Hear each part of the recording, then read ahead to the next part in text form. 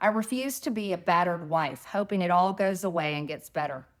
If I am cast aside by the president and the MAGA political machine and replaced by neocons, big pharma, big tech, military-industrial war complex, foreign leaders, and the elite donor class that can never, ever relate to real Americans, then many common Americans have been cast aside and replaced as well. I'll be resigning from office with my last day being January 5th, 2026, and I look forward to seeing many of you again sometime in the future. May God bless you all, and may God bless America. In this breakdown, we're diving straight into the political earthquake caused by Marjorie Taylor Greene's shocking resignation. The clip features MTG, Donald Trump, and the commentator who's clearly tried to make sense of why one of the biggest GOP loudest publicists just walked off the battlefield. We're going to break this down. Her emotional resignation statement, the commentator's confusion and contradiction, the real political tension between MTG and Trump, the hypocrisy, the double standard, and the desperation buried in this reaction. And yes, we'll make it bold, blunt, and brutally clear who's coming out on top in this complete mess. Let's find the truth. Breaking news, Marjorie Taylor Greene says she's resigning from Congress, stepping down effective January 5th. Wow. She just had this huge fight with Donald Trump. I don't know why in the world she's doing that. The story just broke.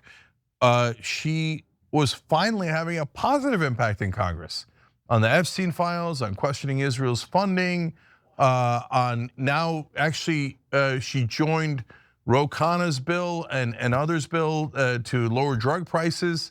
She had begun finally to do some amazing work. I don't know why in the world she's resigning. MTG opens with her dramatic monologue about refusing to be a battered wife in politics. An analogy so over the top it already exposes the victimhood narrative she's leaning on to justify quitting. Instead of owning political miscalculations, she frames herself as being cast aside by the MAGA machine, which is ironic because she helped build that machine. But then she drops the nuclear line announcing her resignation, and Jake goes into immediate panic mode. Wow. I don't know if it's, look, here are some possibilities right off the top of my head as the story's breaking live. Maybe to run for a bigger seat. That's, I suppose, possible, but there was talks of her running for Senate or for governor, and that didn't come to fruition earlier. I don't know if things have changed. It's not impossible for her to have been bullied out. Maybe they found something on her. I don't know. I think given Marjorie Taylor Greene's temperament, that's less likely, right? And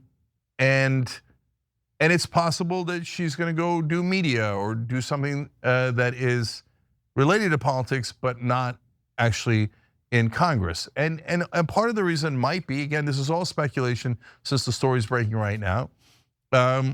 It's possible that she thinks Congress is useless. The TYT commentator reacts with genuine shock, but shock doesn't equal clarity. He claims she was finally doing something positive, trying to frame her as some rising bipartisan hero, which is complete nonsense. He glosses over her long history of chaos because it's more convenient to act like she was just now becoming valuable. He then spirals through theories. Maybe she's running for a bigger seat. Maybe she's being bullied. Maybe she's just frustrated. Maybe aliens took her to another spaceship. Everything except acknowledging the most likely truth. The Trump feud destroyed her standing, and she bailed because the blowback hit her way too hard. We can't get anything done here. All these other guys are totally corrupt. Every time you go to do any bill, like the one I was talking about, lowering drug prices, that's actually Donald Trump's executive order that Ro Khanna just turned into a bill so that it could be more effective. So now everybody should join that bill. She joined it. But we can't get the Democrats to join other than Ro Khanna because they say, oh, well, it's not a perfect bill. It doesn't take the disabilities into account. It's Trump's executive order. But wait, it's your policy. It's Democratic policy to have most favored nation status, so we're not paying any more than the Germans, the French, the Canadians, the Japanese, etc., for the same exact drugs where the drug companies still make a ton of profit. Democrats are like, no, we're not going to join. The Republicans, it's a Trump executive order, and only 4 or 5 of them have joined. Why? Because almost all of Congress is corrupt, and they work for the drug companies. They're lying. They're all liars. So whenever you give them something that's a layup, paid family leave sits at 84% popularity. Give moms 12 weeks off after they have a baby. They're like, no, we're never going to vote on it. We're never going to vote yes. We don't care if it's 84%, 94%, or 104% of the American people. We work for the donor class. So maybe she got frustrated and left because of that. I don't know. Maybe she got frustrated because of the Donald Trump fight. Or maybe she thought she was going to lose her primary, but that would be very, very surprising. She usually likes the fight, and I don't think she was going to. I don't think there was. In fact, we had a story planned today where a couple of outlets went and talked to people in her district, and they're like, no, we're definitely sticking with Marjorie Taylor Greene. And so this is a very puzzling, very surprising move. Then Jake slammed Congress as corrupt for not backing bills, which is hilarious because he defended MTG, someone who benefited from the exact same broken system. He wants to paint her as the last honest one on the left, a populist hero who everyone else is fearing, but he's forgetting hypocrisy.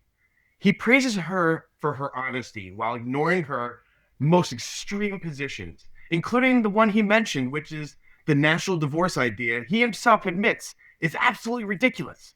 Suddenly, all that doesn't matter because she supports one bill he liked. He's not defending honesty. He's defending his version of populism, no matter how inconsistent it is. Again, complete and utter bullshit. Perhaps she'll soon explain why she did it. But for now, we know that Marjorie Taylor Greene leaving Congress on January 5th. I'm super disappointed by it. If you're a populist, look, I'm on the left, and I disagree with a lot of things that Marjorie Taylor Greene is in favor of. I mean, just a couple of weeks ago, she said we should do a national divorce. No, we shouldn't do that at all. That's a terrible idea, right? And I could list many other things that I vehemently disagree with her on, right? But at least she was populist and she was honest. She was honest. She was honest on the things we agreed on. She was also honest on the things we disagreed on. She didn't hide any of her feelings. I'll take an honest congressman over a corrupt, dishonest one any day, and 95% of them are corrupt and dishonest. So anytime anybody that's actual populist leaves, to me, it's devastating. I think it's terrible. You got to stay and fight. I don't know if she'll change her mind or not, but it doesn't look like it. But if you guys, especially if you're a right-wing populist and you like Marjorie Taylor Greene, try to talk her out of it.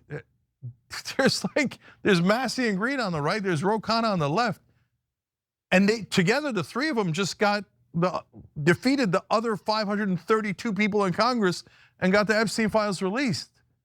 Now we're down to 2 of them? No. Go back in the ring. We need you in the ring. Even on so what, I disagree with you on a bunch of stuff, on the majority of stuff. At least you were being honest. At least you were being populist and uniting on the things we agree on.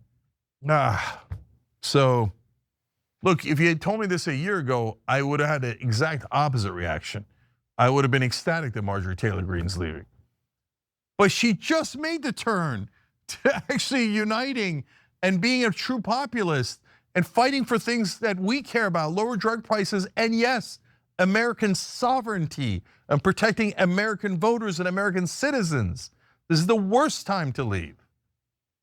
So, all right, but that's the news, and obviously we'll give you updates when we have it.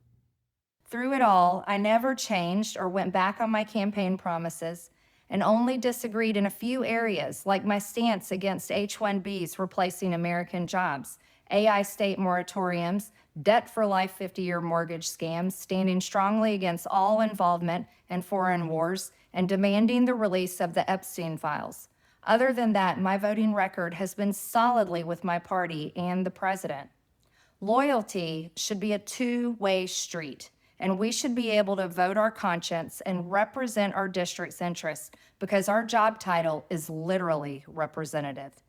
America first should mean America first and only Americans first. Toward the end, MTG makes her final case insisting she never broke her promises and that the loyalty should be a two-way street. This is the clearest moment of truth in the entire script because it reveals the real reason she quits. She expected loyalty from Trump, but Trump never gives loyalty back. He didn't support her. He didn't defend her. He didn't elevate her. And she realized she was expendable. Trump won the power struggle without even trying. She tries to rebrand her exit as noble, claiming she's standing up for victims, standing up for America, standing up for sovereignty. But the timing exposes everything. She's not standing up. She's walking away with her tail between her legs. Thank you for watching and listening to our video. Please like and subscribe. We will talk with you the next time we need to uncover the real truth.